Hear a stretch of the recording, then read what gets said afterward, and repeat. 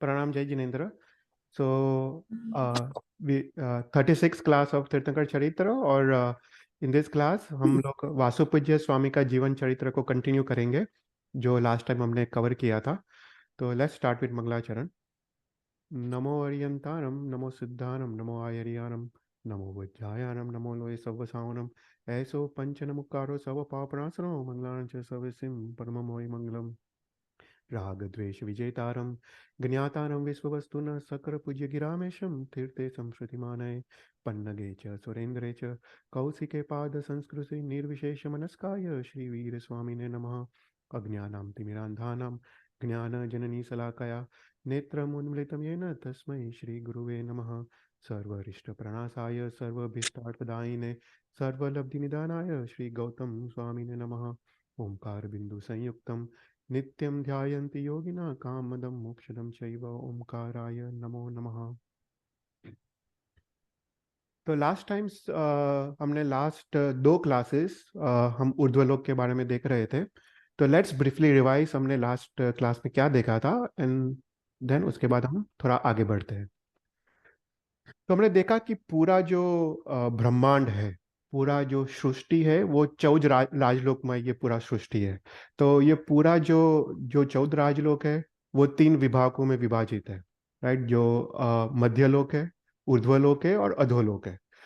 तो हमने जब ये तीर्थंकर चरित्र क्लास शुरू किया सबसे पहले हमने अधोलोक के बारे में देखा. ये अधोलोक 7 रज्जु प्रमाण है या 7 रज्जु से अधिक है. 7 रज्जु प्लस असंख्य योजन, ये अधोलोक है जिसमें 7 नरकावास है. उसके बाद हमने मध्यलोक के बारे में देखा. मध्यलोक जहाँ पे हम है, जो भूमि पे हम है उसको स्वयं भूतल भूमि कहते हैं. और ये मध्यलोक अपने ऊपर 900 योजन और हमारे से नीचे 900 योजन, ये पूरा मध्यलोक है. तो मध्यलोक में असंख्य द्वीप समुद्र है, सेंटर में जम्बू द्वीप है और लास्ट जो द्वीप समुद्र है वो स्वयंभू रमण द्वीप और स्वयंभू रमण समुद्र है. फिर उसके ऊपर जो भी क्षेत्र है वो है ऊर्ध्वलोक. ऊर्ध्वलोक में 12 वैमानिक देवलोक है. उसके ऊपर 9 ग्रैव्य के देवलोक है. उसके ऊपर 5 अनुत्तर देवलोक है और उसके ऊपर मोक्ष और सिद्धशिला है. और इस 14 राजलोक में सबसे सेंटर में जो नाड़ी है उसको त्रस नाड़ी कहते हैं. इस त्रस नाड़ी में मात्र जो त्रस जीव है, बेइंद्रिय से लेके पंचेंद्रिय, ये मात्र त्रस नाड़ी में ही उत्पन्न होते हैं. ये त्रस नाड़ी के बाहर मात्र स्थावर एकेंद्रिय के सूक्ष्म और स्थावर जीव है. तो ये बेसिक स्वरूप है. फिर हम ऊर्ध्वलोक के बारे में देख रहे थे कि जो देवलोक है, राइट, देवलोक टोटल कितने प्रकार के हैं तो बोलते हैं 198 टाइप्स. उसमें 99 जो पर्याप्त है और जो 99 स्टार्टिंग में पहले अंतर्मुहूर्त में वो अपर्याप्त होते हैं. तो उसमें अधोलोक में 10 भुवनपति के देव और 15 परमाधामी के देव रहते हैं, वो प्रथम नरकावास में रहते हैं. फिर उसके बाद हम मध्यलोक के बारे में देखा जिसमें व्यंतर, व्यान व्यंतर, तिर्यक रुंभक और ज्योतिष के देवता, राइट. 5 चर ज्योतिष और 5 अचर ज्योतिष. जो अरिद्वीप है, अरिद्वीप में जो भी सूर्य, चंद्र, ग्रह, नक्षत्र, तारा है वो सब मोबाइल है. तो वो सब चर ज्योतिष है और अरिद्वीप के बाहर सब कुछ स्टेशनरी है, वो अचर ज्योतिष है. और अभी हम ऊर्ध्वलोक के बारे में देख रहे हैं. तो ऊर्ध्वलोक में टोटल 38 प्रकार के देव है. उसमें 12 वैमानिक देव, 3 किलभिषक देवता, 9 ग्रैव्यक के देवता, 5 अनुत्तर और 9 लोकांतिक देवता. और ये सभी जो देवता होते हैं वो प्रथम अंतर मुहूर्त में जब उनका जन्म होता है, प्रथम 48 मिनट्स में वो अपर्याप्त होते हैं. वो सभी देवता पर्याप्ति को प्राप्त करने के बाद वो पर्याप्त हो जाते हैं. तो ऐसे करके 99 टाइम्स टू 198 टाइप्स ऑफ देवता है. तो बेसिकली जो भी देवता है वो 4 विभागों में विभाजित है, राइट. भुवनपति है, व्यंतर है, ज्योतिष है और वैमानिक है, राइट. तो ये सब हमने सब कुछ डिटेल में देखा था. फिर हमने लास्ट क्लास में हमने देखा कि देवता जो होते हैं वो 2 टाइप के होते हैं, राइट. एक कल्पातीत देवता है और कल्पोपन्ना देवता है. आज हम इसके बारे में काफी डिटेल में देखेंगे. पर जो कल्पोपन्ना देवता है वो कौन है तो बोलते हैं जो भी भुवनपति है, व्यंतर है, ज्योतिष है और 12 वैमानिक देवता के जो भी देवता है वो कल्पोपन्ना है. कल्पोपन्ना मतलब वहां पे राज्य व्यवस्था है. जैसे यहाँ पे अर्थ पे अपने भरत क्षेत्र में जैसे राजा होता है, मंत्री होता है, सेनाधिपति होता है, राज पुरोहित होता है, ऐसी जो व्यवस्था होती है वो कल्पोपन्ना देवता में होती है। पर उसके ऊपर जो 9 ग्रैव्यक और 5 अनुत्तर के जो जो देवता है वो कल्पातीत देवता है। कल्पातीत देवता में ऐसी कोई भी व्यवस्था नहीं होती है। वो स्वयं के इंद्र होते हैं, उनको अहेम इंद्र कहते हैं, और उनका स्वयं अपना खुद का विमान होता है। तो फिर उसके बाद हम लास्ट क्लास में हम ये देवताओं के बारे में देख रहे थे, वैमानिक देवता के बारे में। तो हमने देखा कि जैसे अपना शरीर औदारिक वर्गना के पुद्गल का बना होता है, ऐसे ही देवता का शरीर वैक्रिय नाम के पुद्गल का बना होता है। ये वैक्रिय जो पुद्गल होते हैं वो अत्यंत सूक्ष्म होते हैं, और उनके पुण्योदय के कारण जो वैक्रिय पुद्गल का जो शरीर बना होता है वो अत्यंत शुभ होता है। मतलब पुद्गल का जो रूप है, रस है, गंध है और वर्ण है, जो प्रॉपर्टीज है वो अत्यंत शुभ होती है। फिर हमने देखा कि देवता का जो शरीर है वो उसमें 7 चीजों का अभाव होता है, राइट। उसमें कोई भी बाल नहीं होते, नख नहीं होते, लोही नहीं होता है, मांस नहीं होता है जैसे टिश्यूज एंड कार्टिलेजेस या फैट, ऐसा कुछ नहीं होता है, हाड़के नहीं होता है, और मल मूत्र ऐसा कुछ भी होता नहीं है। तो अत्यंत शुभ शरीर होता है, अत्यंत पवित्र, अत्यंत उज्जवल शरीर होता है। और उनका शरीर, जो उनके श्वासोश्वास भी होते हैं वो अत्यंत सुगंधी होते हैं, और उनके शरीर से जो कांति निकलती है, जो तेज निकलता है, वो दसों दिशाओं में फैलता है। फिर उसके बाद हम देख रहे थे कि देवता का जो जन्म होता है वो गर्भ से नहीं होता है। जैसे मनुष्य को जन्म गर्भ से होता है, तिर्यंच का भी काफी तिर्यंच का गर्भ से होता है। तो ऐसे गर्भ के दुख देवलोक में है नहीं। तो इसका मतलब क्या हुआ कि देवलोक में कोई भी माता नहीं होता है, कोई पिता नहीं होता है, कोई भाई नहीं होता है, कोई बहन नहीं होता है, ऐसा कोई भी व्यवहार देवलोक में होता नहीं है। देवलोक में मात्र पति और पत्नी का व्यवहार होता है, पर वो भी विषय सुख को भोगने के लिए। पर माता पिता, भाई बहन, ऐसा कोई भी व्यवहार देवलोक में नहीं है। तो देवलोक का जो देवता का जन्म होता है वो उसको उपपात जन्म कहते हैं। वो वहां पे देवलोक में एक सभा होती है, उसको उपपात सभा कहते हैं। वहां पे सैया होती है, सैया मतलब बेड, और वहां पे ये देवताओं का जन्म होता है। वो प्रथम अंतर्मुहूर्त में सभी पर्याप्ति को प्राप्त करते हैं और वो पर्याप्त हो जाते हैं। और जैसे ही वो पर्याप्त हो जाते हैं उनको थर्ड ज्ञान उत्पन्न होता है। वो अगर सम्यक दृष्टि देव हो उसको अवधिज्ञान उत्पन्न होता है, अगर वो मिथ्या दृष्टि देव हो उसको विभंग ज्ञान करके उत्पन्न होता है। और जैसे ही वो उत्पन्न होता है उनका शरीर युवा अवस्था में आ जाता है। तो नई उनकी बाल्य अवस्था होती है, नई वृद्धावस्था होती है। तो पूरी जिंदगी वो युवा अवस्था में रहते हैं। उसका अर्थ यह है कि उनकी इंद्रिय कभी भी शिथिल नहीं होती है। जैसे अपनी इंद्रिय वीक हो जाती है जैसे हम हमारी उम्र बढ़ती है, ऐसा कुछ भी उनको होता नहीं है। उनको कोई भी प्रकार के रोग नहीं आते, सर्दी, खांसी, उधरस, कैंसर, कोई भी प्रकार के रोग उनके शरीर में आते नहीं है। और इनका, राइट, जब वो जन्म होता है उसके बाद वो युवा अवस्था में प्राप्त करते हैं। और सर्वप्रथम हमने देखा कि जैसे उनका जन्म होता है, जो अभियोगिक देवता है उनको सबसे पहले वो अभिषेक सभा में ले जाते हैं, उनका स्नान कराते हैं। उसके बाद उसको अलंकार सभा में ले जाते हैं, उनको आभूषण और वस्त्र पहनाते हैं। उसके बाद उनको व्यवसाय सभा में ले जाते हैं, जहाँ पे उनका जो काम है, उनका जो कार्य है, हम इसके बारे में हम देखेंगे आज। उनका जो कार्य है उसको उसको वो सिखाते हैं कि ठीक है, तुम ये प्रकार के देवता हो तो तुम्हारे कार्य ये होने वाला है। उसके बाद वो वापस आते हैं। वो वापस वो स्नान करते हैं, और फिर वो अगर वो सम्यक दृष्टि देवता है तो वो मंदिर में जाके भगवान की पूजा करते हैं। और उसके बाद वो सौधर्मेंद्र इंद्र की सभा में जाते हैं, और ऐसा करके उनका प्रथम जन्म होने के बाद उनका काम शुरू होता है। और उनका पूरा जिंदगी उनका भोग और विलास में उनका पसार होता है। तो फिर उसके बाद हमने देखा कि देवता का आहार कैसा होता है, राइट, खाने का। तो जब वो अपर्याप्त होते हैं तो उसको ओजाहार कहते हैं। वो जो आहार को, पुद्गल को जो ग्रहण करते हैं अपना शरीर बनाने के लिए, अपनी इंद्रिय बनाने के लिए, अपने श्वासोश्वास के लिए, भाषा के लिए, मन के लिए, जो आहार के पुद्गल ग्रहण करते हैं उसको ओजाहार कहते हैं। पर एक बार वो पर्याप्त हो जाए उनका आहार, उसको लोमाहार कहते हैं। तो ये लोमाहार कैसा होता है, वो स्पर्शेंद्रिय द्वारा होता है। राइट। तो देवताओं को कवला आहार नहीं होता है। हम जो मनुष्य जो आहार करते हैं, तिर्यंश जो आहार करते हैं, वो कवला आहार है, राइट, हाथ से लेके हम खाते हैं। तो ऐसा प्रकार का आहार देवलोक में नहीं है। देवलोक में कंटिन्यूअस प्रति समय आहार के पुद्गल अपने स्पर्श, अपने स्किन द्वारा, अपने स्पर्शेंद्रिय द्वारा वो ग्रहण करते हैं। इसलिए देवलोक में कोई भी प्रकार का तप नहीं है। वो वीरति धर्म का पालन नहीं कर सकते, क्योंकि प्रति समय ये जो पुद्गल है, खाने के पुद्गल को वो ग्रहण करते हैं। उसको अनाभोग लोमाहार कहते हैं। और उनको जब इच्छा होती है, वो उस प्रकार के पुद्गल को वो ग्रहण करके अपनी इच्छा की तृप्ति करते हैं। उसको आभोग लोमाहार कहते हैं। तो देवता का आहार, उसको अपर्याप्त अवस्था में ओजाहार और पर्याप्त अवस्था में लोमाहार कहते हैं। फिर उसके बाद हमने श्वासोश्वास के बारे में देखा कि जो जघन्य स्थिति वाले देवता है, जो एक पोलियोपम से कम जिसका आयुष्य है, वो एवरी 7, हम जैसे 7 श्वासोश्वास लेते हैं, उसमें वो एक श्वास लेते हैं। पर वो जो पल्योपम स्थिति वाले देवता है, वो एक दिन में एक बार श्वास लेते हैं। और जो सागरोपम स्थिति वाले देवता है, वो एवरी पक्ष में, मतलब जितने सागरोपम है उतने पक्ष, पक्ष मतलब 14 डेज में एक बार वो श्वास लेते हैं।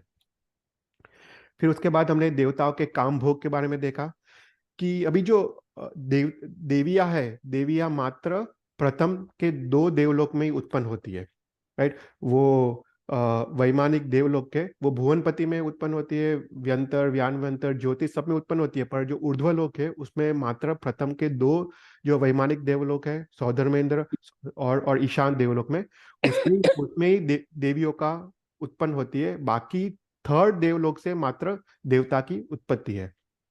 तो काम भोग कैसा होता है उसके बारे में हमने लास्ट टाइम देखा कि प्रथम के 2 देवलोक में अपने मनुष्य जैसा काम भोग होता है। थर्ड और फोर्थ देवलोक में मात्र स्पर्श से ही काम भोग हो जाता है। फिफ्थ और सिक्स देवलोक में मात्र रूप दर्शन से ही काम भोग हो जाता है। सेवंथ और एट्थ देवलोक में रूप की दर्शन की भी जरूरत नहीं पड़ती, मात्र आवाज, उनका बात, बात करने से ही, बातचीत से ही उनका काम भोग हो जाता है। फिर 9th 10th 11th और 12th में मात्र मन के विचार से काम भोग हो जाता है, मात्र मन के संकल्प से ही काम भोग हो जाता है। और 9 ग्रेवियक और 5 अनुत्तर में मैथुन सेवन की क्रिया है ही नहीं, क्योंकि देखो मैथुन सेवन की क्रिया भी पाप है, मैथुन सेवन की क्रिया भी दुख का कारण है। तो 9 ग्रेवियक और 5 अनुत्तर में काम भोग जैसी कोई चीज नहीं है। फिर आपने देखा कि जो देवियां होती है वो 2 प्रकार की होती है। जो प्रथम 2 देवलोक में उत्पन्न होती है, वो परिगृहिता हो सकती है या अपरिगृहिता। वो जन्म के वक्त ही वो नक्की हो जाता है। उनका जो जो नाम कर्म है, उससे ही वो नक्की हो जाता है कि वो परिगृहिता है या अपरिगृहिता।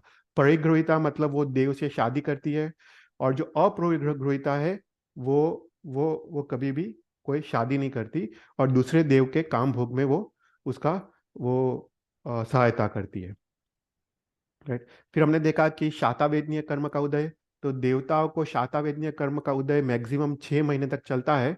उसके बाद अवश्य उनको छोटा सा अशातावेदनीय कर्म का उदय आता है, पर मात्र अंतर्मुहूर्त तक ही मैक्सिमम आ सकता है, और वापस शातावेदनीय का कर्म का उदय चालू हो जाता है, राइट। तो ये सब हमने ब्रीफली रिवाइज किया। अभी हम आगे बढ़ते हैं। तो आज हमको काफी कुछ कवर करना है ऊर्ध्व लोक के बारे में। तो हमने देखा कि जो भी कल्पोपन्ना देवतास है, कल्पोपन्ना देवतास में ये सभी आ जाते हैं। भुवनपति के देवतास, जो भी मध्य लोक के जो भी ज्योतिष है, व्यंतर है, व्यान व्यंतर, ये सभी कल्पोपन्ना देवतास है। और 12 वैमानिक जो देवलोक है, वो सभी कल्पोपन्ना देवतास है। तो वहां पे देवलोक में 10 प्रकार के कल्प होते हैं। ओके, मतलब जैसे यहाँ पे अभी कैसा है कि कोई प्राइम मिनिस्टर है, मिनिस्टर्स है, राइट। ऐसा कोई पहले जमाने में राजा था, मंत्री था, फिर उसके बाद सेनाधिपति था, राज पुरोहित, राइट। ऐसी प्रकार की व्यवस्था थी। उसी प्रकार की व्यवस्था ये कल्पोपन्ना देवलोक में होती है। तो ये 10 कल्प कौन से है? तो सबसे पहले जो है इंद्र। तो ये 12 वैमानिक देवलोक में हर एक देवलोक में एक एक इंद्र होता है। जो सौधर्मा देवलोक है, उसका इंद्र का नाम सौधर्मेंद्र। सेकंड ईशान देवलोक है, उसका नाम ईशानेंद्र। फिर सनत देवलोक है, उसका नाम सनतेंद्र। महेंद्र का महेंद्र। ब्रह्म का ब्रह्मेंद्र। ऐसा करके जो 12th देवलोक है अच्युत, तो उसका नाम है अच्युतेंद्र। तो ऐसा करके एक एक इंद्र हर एक देवलोक में होता है। तो ये इंद्र अपने पुण्य के प्रताप से उनको ये स्वामित्व का की प्राप्ति होती है। और सभी जो देवता है हर एक देवलोक में, वो इस इंद्र को अपना स्वामी के रूप में वो स्वीकारते हैं और मानते हैं। तो पहला कल्प है इंद्र, वो मात्र एक होते हैं। फिर दूसरा कल्प है सामानिक देवता। तो बोलते हैं सामानिक देवता कैसे होते हैं? तो बोलते हैं कि ये सामानिक देवता होते हैं, वो इंद्र जैसे ही समान होते हैं। मतलब इंद्र जैसी उनकी वृद्धि होती है, इंद्र जैसी उनका वैभव और कांति होती है। और इंद्र का जैसे अपना खुद का विमान होता है, ऐसे हर एक सामानिक देवता का भी अपना खुद का एक विमान होता है। तो जैसे यहाँ पे भरत क्षेत्र में पिता या उपाध्याय, ऐसी जो पदवी है, ऐसी पदवी सामानिक देवता की होती है। तो कहते हैं कि इंद्र को कभी भी कोई भी चीज की सलाह लेना हो, राइट, कोई भी चीज किसी को पूछना हो, तो वो सामानिक देवता के पास जाते हैं। क्योंकि सामानिक देवता वो ज्ञानी होते हैं, और वो इंद्र को भी वो सलाह देते हैं। तो इंद्र के लिए भी वो माननीय है, और इंद्र के लिए भी वो पूजनीय है। तो जो दूसरा कल्प है वो सामानिक देवता का है। उसके बाद जो थर्ड कल्प है, ये हर एक 12 वैमानिक देवलोक में होते हैं। फिर थर्ड जो कल्प है, उसको बोलते हैं त्रायन त्रिशक कल्प। ओके, त्रायन त्रिशक का मतलब है 33। तो ये 33 कौन होते हैं? 33 मंत्री। जैसे यहाँ पे प्राइम मिनिस्टर होता है और मिनिस्टर्स होते हैं, राजा होते हैं, मंत्री होते हैं, ऐसे यहाँ पे हर एक देवलोक में 33 मंत्री होते हैं। तो ये मंत्री क्या करते हैं? तो बोलते हैं कि इंद्र को जो राज्य व्यवस्था है उसको संभालने में मदद करते हैं। उनका सबका एक एक पोर्टफोलियो होता है, तो वो अपने जो राज्य व्यवस्था संभालने में मदद करते हैं, इंद्र को आज्ञांकित रहते हैं। और ये 33 जो मंत्री होते हैं, उनका भी खुद का अपना अपना विमान, इंडिविजुअल विमान होता है। उसके बाद है फोर्थ जो कल्प है, उसको बोलते हैं पर्षदा का कल्प। तो पर्षदा, ये जब सौधर्मेंद्र इंद्र, अगर हम प्रथम देवलोक ले, तो सौधर्मेंद्र इंद्र है, जब वो सभा बुलाते हैं, राइट, तो ये सभा में 3 प्रकार की पर्षदा होती है। तो बोलते हैं अभ्यंतर पर्षदा, मध्यम पर्षदा और बाह्य पर्षदा। जैसे यहाँ पे अगर लोकसभा है, तो लोकसभा में प्राइम मिनिस्टर होता है, मिनिस्टर्स होते हैं, और फिर मेंबर्स ऑफ पार्लियामेंट होते हैं। तो ये सब जो मेंबर्स ऑफ पार्लियामेंट है, ऐसे ही यहाँ पे पर्षदा के देवता होते हैं। तो ये जो पर्षदा के देवता होते हैं, वो इंद्र के मित्र होते हैं।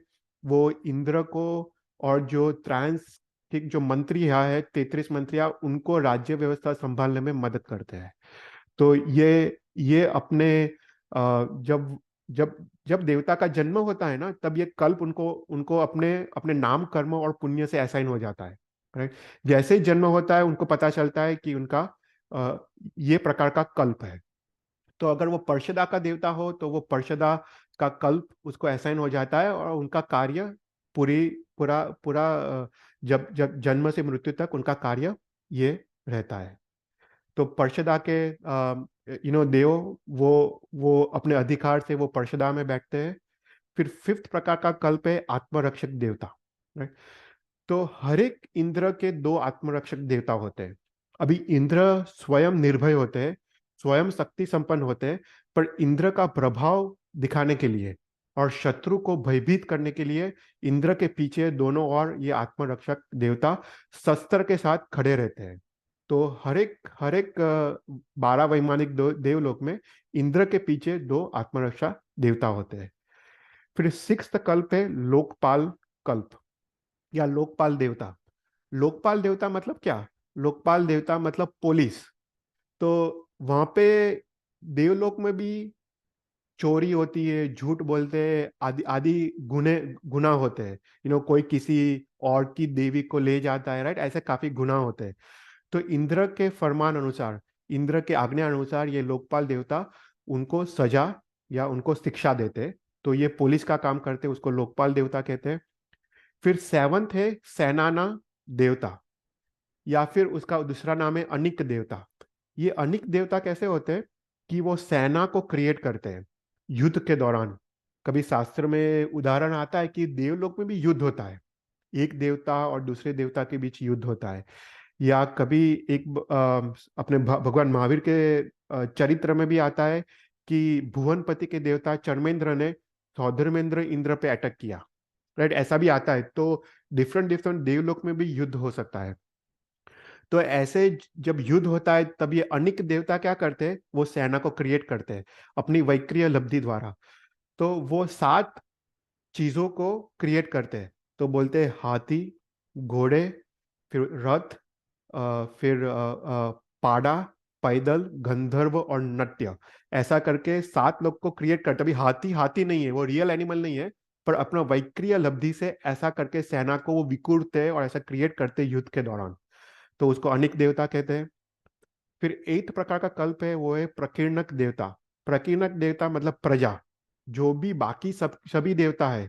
जैसे हम यहाँ पे यूएस में रहते हैं तो हम सिटीजन्स है। तो जो भी बाकी सब जो देवता है वो प्रकीर्णक देवता है, प्रजा के देवता है।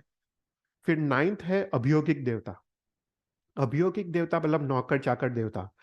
ये जो भी इंद्र को, सामानिक देवता को, त्रांसकिक या पर्शला के देवता को कभी भी कुछ भी जरूरत पड़े तो ये अभियोगिक देवता देवता को बुलाते हैं और अपना काम कराते हैं। ये अभियोगिक देवता, जैसे देवता का जन्म होता है तो ये अभियोगिक देवता सभी जगह ले जाते हैं। वो अभिषेक सभा में, अलंकार सभा में, व्यवसाय सभा में, ये सब कुछ काम ये अभियोगिक देवता करते हैं। और वो विमान वाहन का भी काम करते हैं। They are like a drivers, right. विमान वाहन का भी ये काम अभियोगिक देवता करते हैं। और 10th प्रकार का कल्प है वो किल्भिषक देवता। किल्भिषक देवता मतलब शूद्र देवता। वहां पे भी ऊंच नीच, वो उच्च गोत्र कर्म, नीच गोत्र कर्म, वो सब देवता में भी होता है। तो ये जो नीच गोत्र कर्म है वो किल्भिषक देवता है, वो शूद्र काम करते हैं। जो एकदम हल्का काम है वो ये सब करते हैं।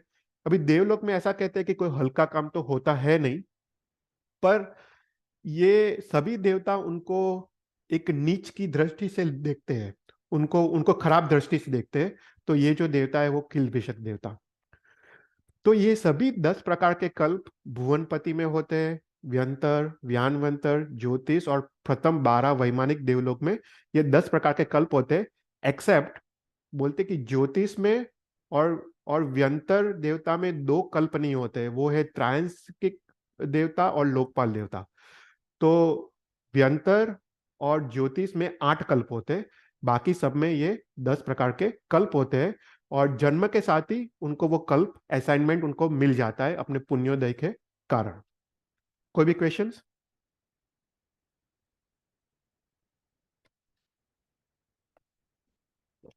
फिर उसके बाद देवताओं में जो 12 वैमानिक देवलोक हैं उसमें अगर हम प्रथम देवलोक से स्टार्ट करें और ऊपर 12 वैमानिक देवलोक तक जाए तो कौन सी चीज की वृद्धि होती है, मतलब कौन सी चीज इंक्रीज होती है और कौन सी चीज डिक्रीज होती है। तो यहाँ पे शास्त्र में 7 चीजों का वर्णन आता है। तो सबसे पहले इफ यू गो फ्रॉम प्रथम देवलोक टू 12th देवलोक, सबसे पहले क्या इंक्रीज होता है, तो आयुष्य इंक्रीज होता है, राइट। तो सबसे पहले अगर प्रथम वैमानिक देवलोक है सौधर्मेंद्र, उनका आयुष्य उत्कृष्ट से 2 सागरोपम होता है और जगन्य से 1 पल्योपम होता है। अभी जस्ट ब्रीफ डिस्क्रिप्शन, पल्योपम क्या होता है और सागरोपम क्या होता है, राइट, जस्ट टू अंडरस्टैंड।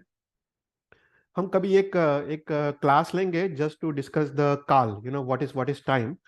पर 84,000 years is one purvang, okay, and 84,000 purvang is one purva, और असंख्य काउंटलेस ईयर्स इज वन पलियोपम, और 10 कोड़ा कोड़ी पलियोपम मतलब 10 करोड़ टाइम 10 करोड़, 10 कोड़ा कोड़ी पलियोपम इज वन सागरोपम।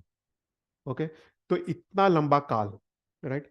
तो प्रथम वैमानिक देवलोक में मिनिमम आयुष्य 1 पलियोपम मतलब काउंटलेस ईयर्स, और मैक्सिमम आयुष्य 2 सागरोपम।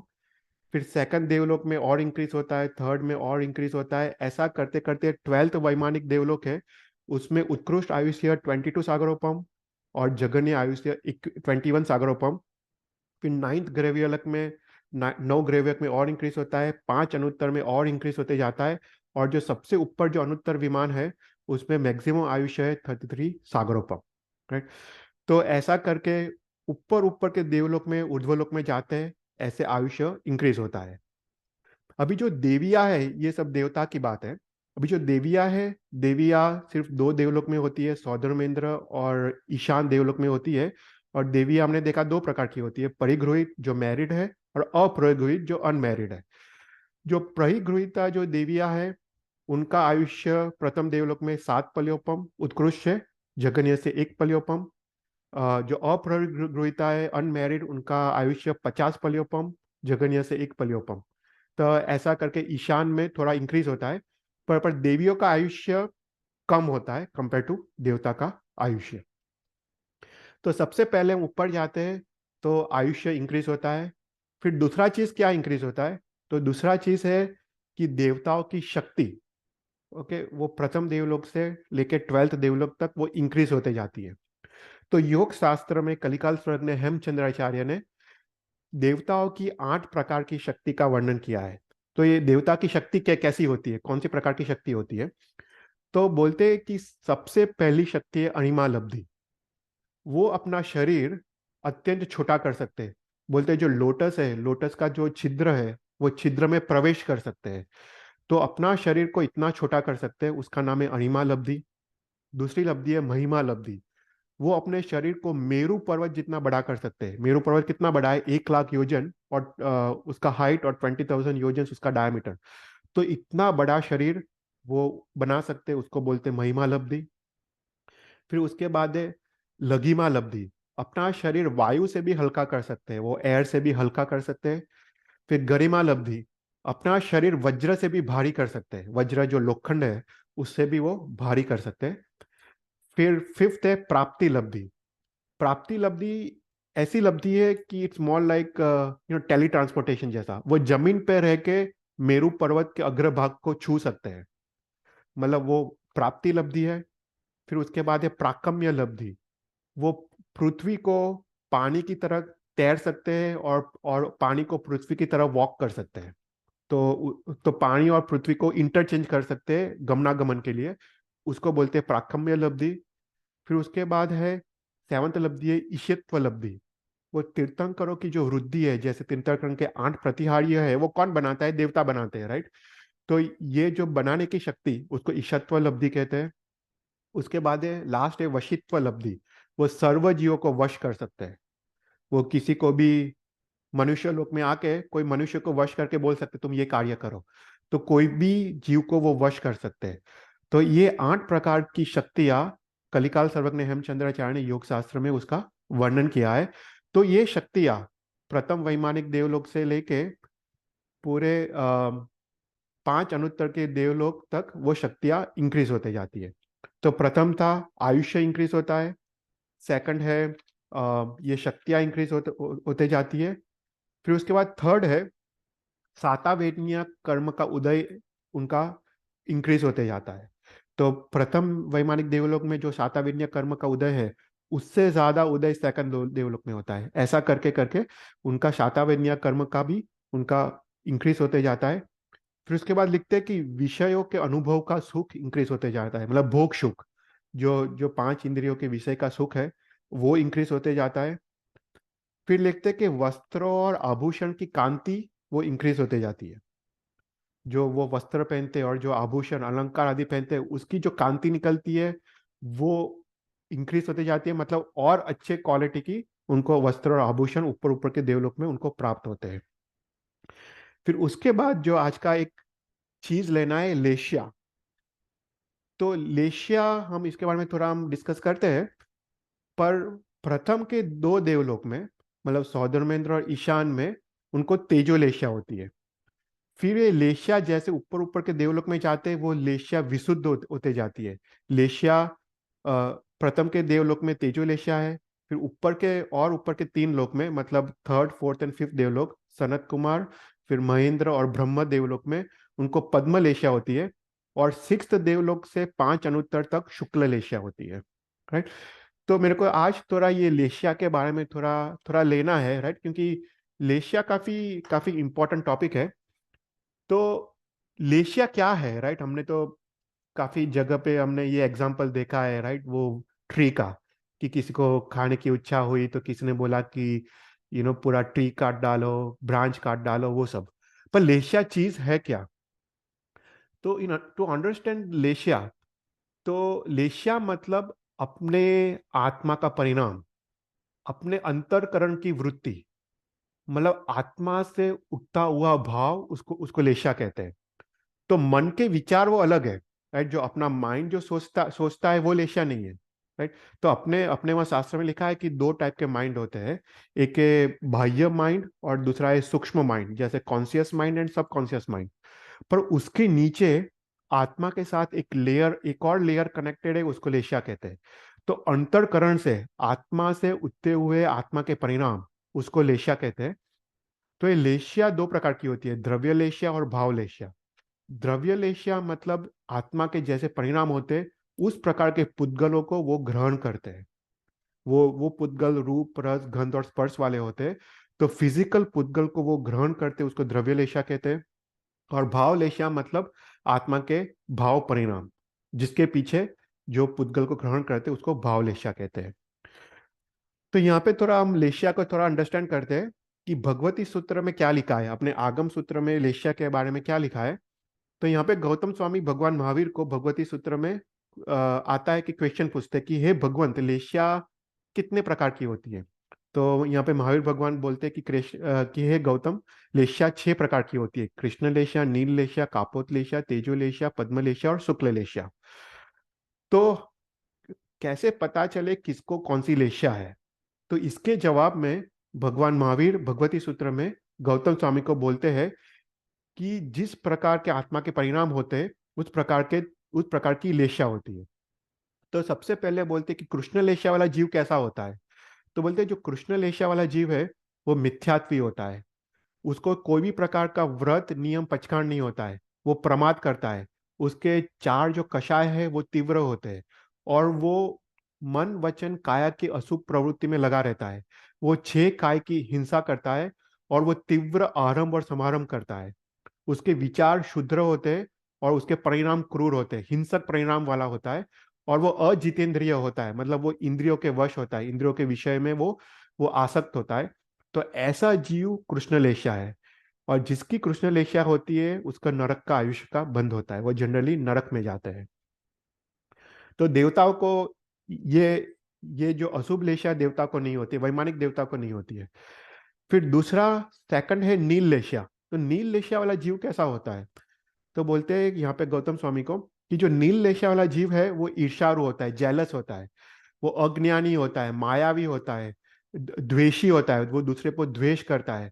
उस वो इंद्रियों के विषय में आसक्त होता है, स्वार्थी होता है, शुद्र विचार वाला होता है, अतपस्वी होता है, कोई भी प्रकार का तप नहीं करता है।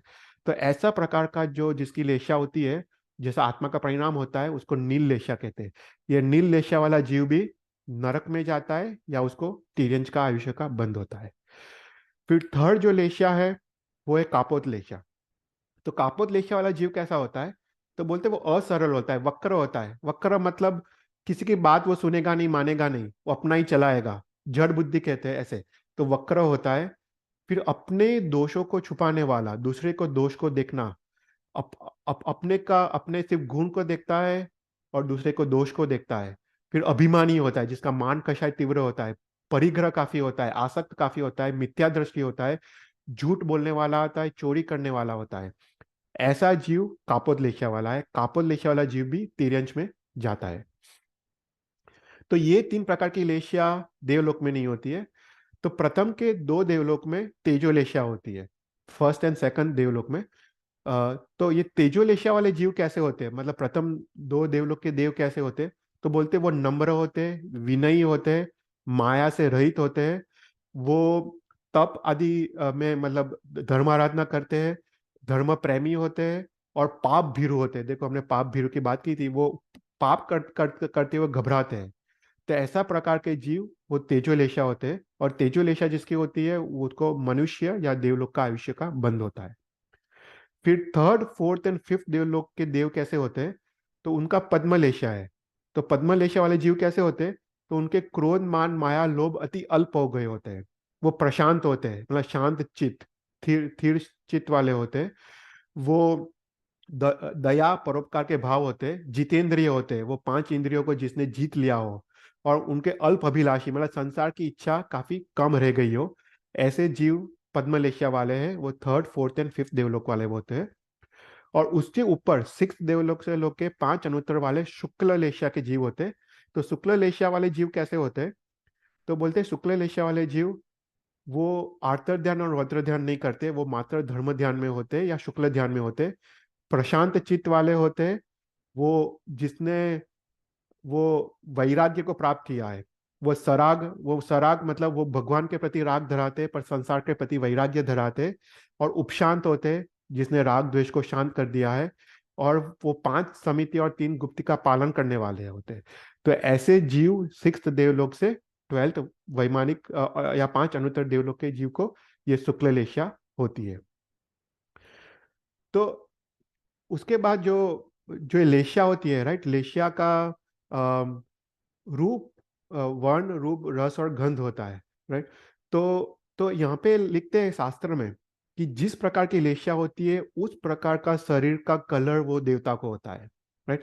तो जो कृष्ण लेशिया है, राइट, वो उसका कलर कैसा है? वो पुद्गल का कलर वो ब्लैक है, काला है। फिर नील लेशिया है, उसका कलर कैसा है? तो बोलते हैं डार्क ग्रीन है। फिर कापोट लेशिया का कलर डार्क ग्रे है। तो ये लेशिया देवलोक में नहीं होती है। पर तेजो लेशिया का कलर कैसा है? तो रेड है। ओके, पद्म लेशिया का कलर येलो है और शुक्ल लेशिया का कलर व्हाइट है। तो प्रथम के देवलोक, 2 लोक में, वैमानिक देवलोक में जो देवता का शरीर का कलर है वो लाल है। फिर नेक्स्ट 3 देवलोक में जो देवता का शरीर का कलर है वो येलोइश है, गोल्डन कलर है। और ऊपर के 6th देवलोक से 5 अनुत्तर जो देवताओं का शरीर का वर्ण है वो व्हाइट है, राइट। तो ऐसा करके हमको शास्त्र में उल्लेख मिलता है।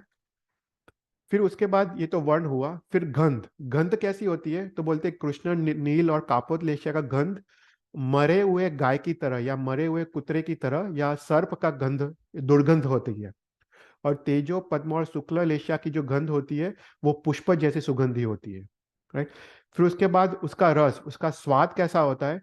तो बोलते हैं कृष्ण लेशिया का जो पुद्गल होते हैं उसका स्वाद कड़वा होता है। फिर उसके बाद नील लेशिया जो होते हैं उसका स्वाद अत्यंत तीखा होता है, तीखा मिर्ची की तरह। फिर कापोत लेशिया का जो स्वाद है वो अत्यंत खट्टा होता है, जैसे काची कैरी की तरह। फिर तेजो लेशिया का स्वाद वो पक्की कैरी की तरह स्वीट होता है। पद्म लेशिया का जो स्वाद है वो मध की तरह स्वीट होता है। और शुक्ल लेशिया का जो स्वाद है वो अमृत की तरह वो स्वीट होता है, right? और उसके बाद है स्पर्श, राइट। ये पुद्गल कैसे होते हैं? तो मतलब कृष्ण नील और कापोत लेशिया के जो पुद्गल होते हैं वो अत्यंत खरकस होते हैं, मतलब छूने का मजा ना आए, ऐसे कर्कश होते हैं। और तेजो पद्म और शुक्ल लेशिया के जो पुद्गल होते हैं वो सॉफ्ट होते हैं, माखन की तरह सॉफ्ट होते हैं, राइट। तो यहाँ पे हमको क्वेश्चन होता है, ठीक है हमारी तो लेशिया है, राइट, हमारे आत्मा के परिणाम है, पर हमने ऐसे प्रकार के पुद्गल को कभी हमने अनुभव नहीं किया, राइट, कड़वे, ये सब। तो शास्त्र बोलता है कि नहीं, ये पुद्गल तो ऐसे ही होते हैं पर ये पुद्गल अत्यंत सूक्ष्म होते हैं। पर अगर ये पुद्गलों को तुम इकट्ठा करो और समूह उसका बनाओ तो इस प्रकार का टेस्ट आएगा, इस प्रकार का फील आएगा, इस प्रकार का रूप, रस, गंध और स्पर्श आएगा। पर ये एक फिजिकल प्रोसेस है। जैसे आत्मा का परिणाम उस प्रकार के पुद्गल को वो आत्मा ग्रहण करता है और उसके कारण उस प्रकार के कर्म को वो बंद बंद करता है। तो कोई भी क्वेश्चंस? तो देवलोक में, 12 वैमानिक देवलोक में हमने देखा सबसे पहले आयुष्य इंक्रीज होता है, ऊपर जाते हैं। फिर शक्ति इंक्रीज होती है, सातावेन्य कर्म का उदय इंक्रीज होता है। वस्त्र आभूषण की तेज और कांति इंक्रीज होती है। लेशिया विशुद्ध होते जाती है। फिर उसके बाद बोलते हैं कि 5 इंद्रियों की शक्ति इंक्रीज होते जाती है। मतलब जैसे पहले वैमानिक देवलोक में आंख से जितना देख पाए उससे ज्यादा सेकंड वैमानिक देवलोक में वो ज्यादा देख पाता है। कान से जो सुन पाता है उससे वो ज्यादा सुन पाता है। तो 5 इंद्रियों की शक्ति ऊपर ऊपर के देवलोक में इंक्रीज होते जाती है। फिर उसके बाद लिखते हैं कि ऊपर ऊपर के देवलोक में अवधि ज्ञान का क्षेत्र इंक्रीज होते जाता है, राइट। हमने ये जब 5 ज्ञान का विषय लिया था कि 5 प्रकार के ज्ञान कौन से, मति ज्ञान, श्रुत ज्ञान, अवधि ज्ञान, मनोप्रभ ज्ञान और केवल ज्ञान। उसमें मति ज्ञान और श्रुत ज्ञान वो परोक्ष ज्ञान है, राइट, वो 5 इंद्रिय और मन से होता है। पर अवधि ज्ञान क्या है? वो प्रत्यक्ष ज्ञान है, आत्मा का ज्ञान है। वो रूपी द्रव्य को प्रत्यक्ष जानने का ज्ञान, विदाउट इंद्रिय, विदाउट मन, ऐसा जो ज्ञान है उसको अवधि ज्ञान कहते हैं। तो ऊपर ऊपर के देवलोक में अवधि ज्ञान इंक्रीज होते जाता है। तो बोलते हैं कि प्रथम के दो देवलोक में कितना अवधि ज्ञान होता है, तो बोलते हैं कि वो अधो दिशा में प्रथम नरकावास तक देख सकते हैं, सभी सभी रूपी द्रव्य को देख सकते हैं। फिर थर्ड और फोर्थ वैमानिक देवलोक में सेकंड नरकावास तक देख सकते हैं। फिफ्थ एंड सिक्स में थर्ड नरकावास तक। सेवंथ एथ देवलोक वाले फोर्थ नरकावास तक। नाइन्थ से ट्वेल्थ देवलोक वाले पांचवी नरकावास तक देख सकते हैं। फिर फर्स्ट टू सिक्स्थ ग्रव्य के देवता सिक्स्थ नरकावास तक देख सकते हैं। फिर सेवन से नाइन्थ ग्रव्य के सातवीं नरक तक देख सकते हैं। और पांच अनुत्तर के जो जो जो देवता है वो पूरे त्रस नाड़ी को देख सकते हैं। वो ऊपर से लेके पूरे नीचे तक संपूर्ण त्रस नाड़ी को वो देख सकते हैं। तो उतने रूपी द्रव्य को वो, तो ऊपर ऊपर के देवलोक का अवधि ज्ञान इंक्रीज होते जाता है। तो यहाँ पे शास्त्र में थोड़ा और डिटेल में आता है कि अवधि ज्ञान कैसा है, कि कैसा शेप है अवधि ज्ञान का। तो बोलते हैं प्रथम 12 देवलोक का जो अवधि ज्ञान है वो मृदंग आकार का है। मतलब वो गोलाकार है पर सेंटर में ज्यादा डिस्टेंस कवर करता है अवधि ज्ञान का क्षेत्र, और ऊपर ऊपर वो कम होते जाता है। फिर 9 ग्रेवियक का जो देवता है उनका अवधि ज्ञान वो फ्लावर पॉट की तरह है, उसका शेप, अवधि ज्ञान का क्षेत्र का शेप। और 5 अनुत्तर का जो शेप है वो किसी लड़की ने जो कपड़ा पहना है नेक से, उस प्रकार का उसका शेप है। तो ऐसा करके उनका अवधि ज्ञान का क्षेत्र का वर्णन आता है शास्त्र में। फिर उसके बाद और क्या इंक्रीज होता है, बोलता है गमनागमन। राइट, ऊपर ऊपर के देवलोक में जैसे जाते हैं तो बोलते हैं शास्त्र में कि जो जिसका आयुष्य 2 सागरोपम और उससे कम है वो देवता फोर्थ नरकावास तक मैक्सिमम ट्रैवल कर सकते हैं। राइट। तो जैसे फर्स्ट सेकंड जो जो है जिसका आयुष्य 2 सागरोपम से कम है वो मैक्सिमम फोर्थ नरकावास तक ट्रैवल कर सकते हैं। और फिर जिसका आयुष्य 2 सागरोपम से ज्यादा है वो 7 नरक तक, सातों 7 नरक तक वो गमनागमन कर सकते हैं, ट्रैवल कर सकते हैं। पर ऐसा है कि ट्रैवल की एबिलिटी कैपेबिलिटी बढ़ते जाती है पर इतना वो ट्रैवल करते नहीं है। क्योंकि शास्त्र में लिखा है कि मैक्सिमम कोई देव जो ट्रैवल करता है वो थर्ड नरकावास तक ट्रैवल करता है। जो परमाधामी देवता है, परमाधामी देवता भी कैसे है कि वो थर्ड नरकावास तक ही जाते हैं। फिर फोर्थ नरकावास से तो परमाधामी कृत वेदना भी नहीं होती है, मात्र क्षेत्रज्ञ वेदना होती है। तो उसी प्रकार जो वैमानिक देवता के देवता है वो भी मैक्सिमम थर्ड नरकावास तक ही जाते हैं। पर उनकी कैपेबिलिटी 7 नरकावास तक की जाने की है जिसका आयुष्य 2 सागरपम से ज्यादा है। तो शास्त्रों में एक एग्जाम्पल आता है कि जो सीता का जीव है, जो राम राम का जो चरित्र है उसमें जो सीता का जीव है वो सीता मर के 12th देवलोक में उत्पन्न होती है। अच्युत जो देवलोक है उसमें वो देवता के रूप में उत्पन्न होती है। तो ये सीता का जीव, उसका नाम सीतेंद्र है, वो सीता का जीव लक्ष्मण के जीव, लक्ष्मण जो वासुदेव था वो मर के फोर्थ नरकावास में गया, लक्ष्मण। तो बोलते हैं सीता का जीव सीतेंद्र लक्ष्मण को जीव को शाता पहुंचाने के लिए वो फोर्थ नरक तक वो ट्रैवल करता है। उसको साता, उसको शांत करने के लिए, वो अत्यंत वेदना में है, अत्यंत दुख में है, उसको शांत करने के लिए वो फोर्थ नरकावास में। पर ये अपवाद रूप है।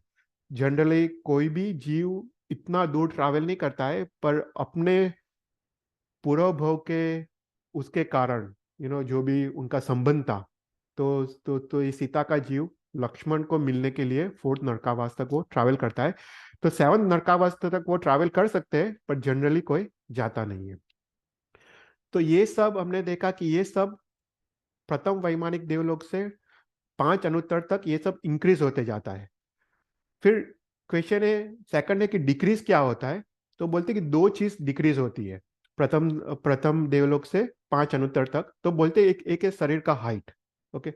तो प्रथम के जो देवलोक है उसका 7 हाथ होता है हाइट। फिर थर्ड और फोर्थ में 6 हाथ होता है। फिफ्थ और सिक्स में 5 हाथ।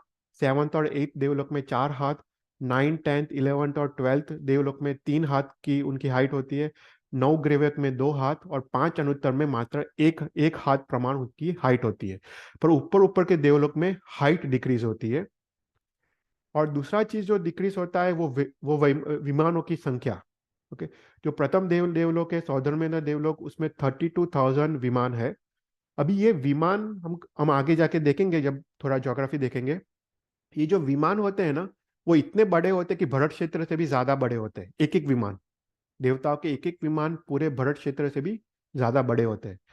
तो ऐसे 32,000 विमान प्रथम देवलोक में है, सेकंड में 28,000, थर्ड में 12,000, फोर्थ में 8,000, ऐसा डिक्रीज होते होते जो 12th देवलोक है उसमें 300, फिर 9 ग्रेवियक में वो पहले 3 में ग्रेवियक में 111, फिर दूसरे 3 में 107, दूसरे 3 में 100, और 5 अनंतर में 5 विमान है।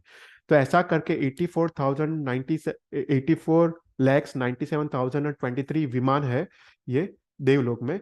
पर दो चीज डिक्रीज होती है, एक शरीर का हाइट डिक्रीज होता है और विमानों की संख्या डिक्रीज होते जाती है, राइट।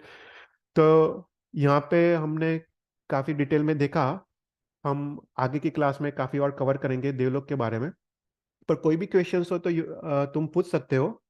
और हम अभी वासुपूज्य स्वामी का हम जीवन चरित्र हम देखते हैं। पर कोई क्वेश्चंस है देवलोक के बारे में?